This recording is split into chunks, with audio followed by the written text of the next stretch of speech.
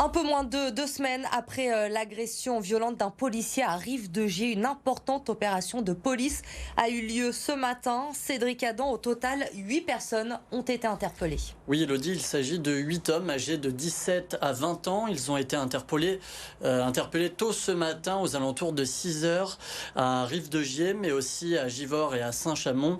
Au total, 84 policiers ont été mobilisés pour cette opération et ces jeunes sont soupçonnés d'être impliqués dans la violente agression de ce policier à Rive-de-Gier.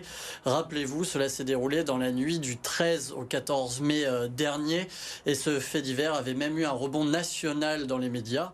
Alors, ces jeunes ont tous été placés en garde à vue, une garde à vue qui peut durer jusqu'à 48 heures. Et le travail de ces enquêteurs maintenant est de déterminer le rôle de chacun d'entre eux et identifier celui qui a jeté le projectile à la tête de ce policier.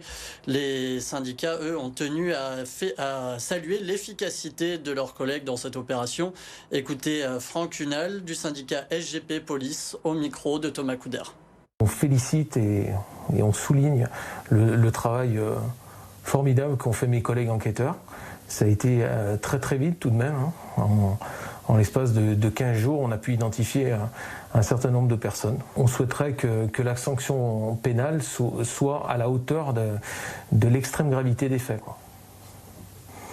Des gens qui font de tels actes, nous on souhaite qu'ils soient jugés comme des criminels.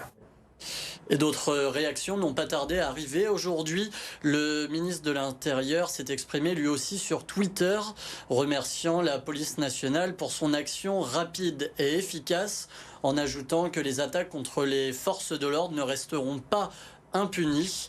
Et pour cette agression, ces individus risquent une peine de prison pouvant aller jusqu'à 10 ans.